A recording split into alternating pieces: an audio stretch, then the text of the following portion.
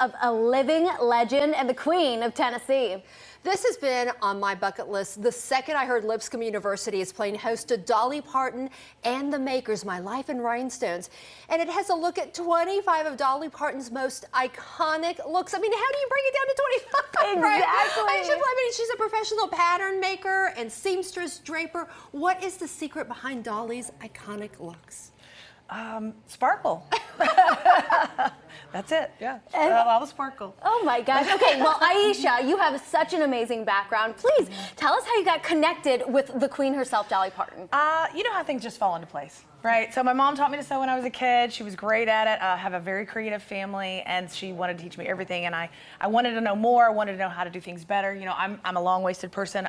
The patterns didn't fit me, the clothes, and so we always had to add 2 inches, and I was like, well, how can I do this where I don't have to go buy one? So I ultimately went to school for pattern making and sewing and all of these things. So I have a graduate degree in an MFA in costume production from the University of North Carolina at Chapel Hill. And before that, I actually ended up in Sewanee for a while after Harding is where I went to undergrad and worked in the costume shop there. And I was like, what are you going to do? You know, I took design classes and I was like, I don't think that's for me. And I ended up doing costume production. So I went to grad school for it. And then I was like, I went to New York for a while. I worked in these amazing costume shops. And then I was like, I got invited to come back to Sewanee to teach for a semester. And I was like, this is my chance to get back to the South. And so I ended up here and I wanted to start my own business, and I walk into textile fabrics and run into Steve Summers. Oh my gosh. And so, yeah, they hired me for a Macy's Thanksgiving Day Parade outfit in 2007, and the rest is kind of history. Wow. So, I love how you connected with Steve Summers, who basically designs for Dolly. Yep. Talk to us about the process. How do you get started in making an outfit for Dolly? Because every look is iconic with her. Yes, absolutely. So as a pattern maker, I'm always in conjunction with Steve, who is her artistic director, her costume designer. He's had his eyes on her and his designs on her for, you know, going on 30 years now. He started out at Dollywood, and I just saw they showed a thing. And so this is what I get a lot of times on a whiteboard, just a scribble. Let's go. Hey, it's an idea. He'll figure out what we're doing. He'll figure out what it needs to look like. And then if you'll turn to the other page, later on he might draw something pretty like that. But what I get is that first, like, kind of a working sketch. Yeah. And it brings it to me, and he's like, okay, these are our fabrics. I want this.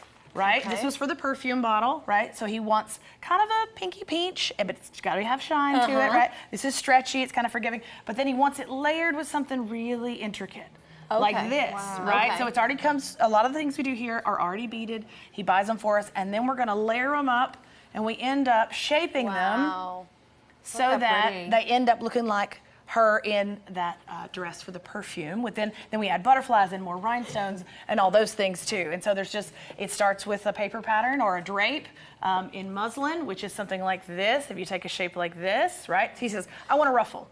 And we're going from 2D right now to 3D, right?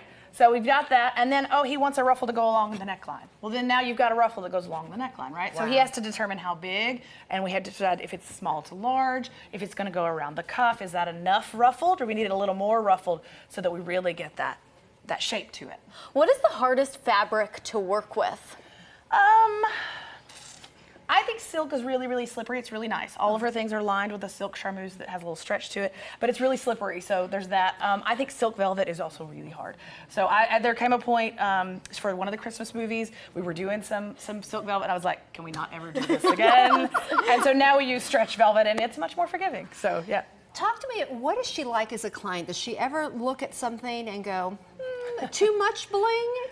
Can there ever be too much bling for her? There can never be too much bling. No, she has never said that in my presence, at least. So no, most of the time she's happy with things. Sometimes she'll have suggestions. She and Steve both are very resourceful. They have a lot of ideas. She's been in this business a long time, and so is he. And so as a collaborative team, we work really well together with coming up with different ideas and different answers. If there's something that doesn't fit quite right, or is it going to fit the set right, and then we can tweak it to make it work and be exactly what it needs to be by the end. Right. So I know that Steve is like going through logistics, but you're also thinking about her mood as well, going into an event, styling her for that. So what are some stories that you have when you have put together these outfits for her? Well, normally there's a lot of different choices, right? So if say we're going to do the Grammys and this is one of the dresses, right? That's one option. Okay. For any event big like that, right, they'll go in and have multiple options. They'll have 6 to 8 options that she can choose from. And this is the Grammy dress right over here, this white one that we were just discussing. And it's on display at Lipscomb right now as well. This was an all hands on deck. She decided 8 days before she was going that she was going. She got the Music Care Awards that year. And so we're scrambling. We've hired everybody we know, and here we go, right? So there was a lot of hours and a lot of love went into this, but this was our original sketch on a whiteboard, okay? And then he sketched the back of it. So here's our sort of cape idea. Okay. And then there is.